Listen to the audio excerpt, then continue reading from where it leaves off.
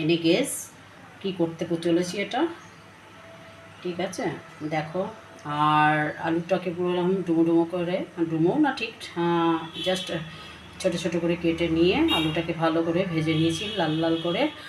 আর সর্ষের তেলের মধ্যে শুকনো লঙ্কা ফোড়ন দিয়েছি।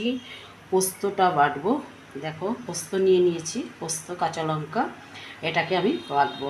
আমি আজকে করব আলু পোস্ত, ঠিক আছে? তার জন্য আমি পোস্তটাকে বেটে নেব এখন মিক্সিতে।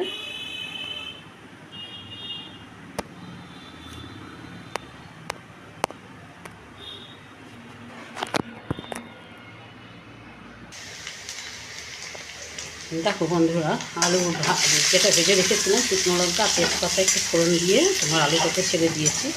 কারণ আলু পোস্ততে তো অন্য কিছু লাগে না, খালি শুধু পোস্তটাই লাগে। তাই আলুটাকে এবার আলুর মধ্যে হিং একটু অ্যাড করছি। এই যে দেখো একটা হিং, এই হিংটা অ্যাড করছি।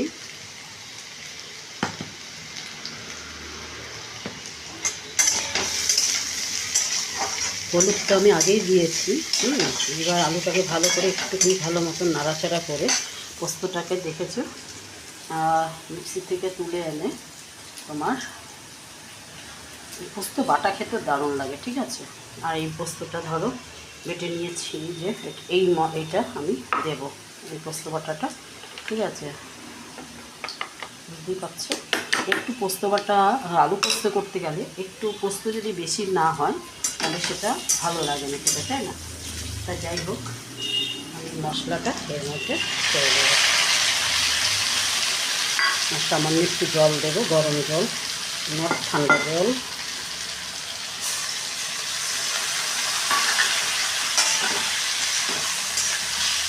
দেখো বন্ধুরা, সব কিছুরই ফলে যে কোনো শিল্প, রান্নাও একটা শিল্প, তারপরে হচ্ছে দেখো বন্ধুরা, এর মধ্যে আমি একটু সামান্য মিষ্টি অ্যাড করছি, সামান্য, বেশি না।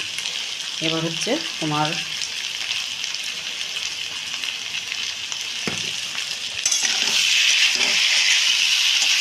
এটা করবে ভালো করে।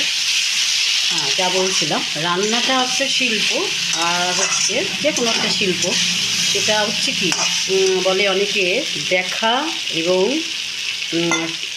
দেখার দিক দিয়েও তো সুন্দর হওয়া চাই, তাই না? যে কালারটা একদম, অনেকে বলে সাদা সাদা, অনেকে আলু পোস্ত করে, দেখতে ভালো লাগে না। আমি মনে করি হলুদ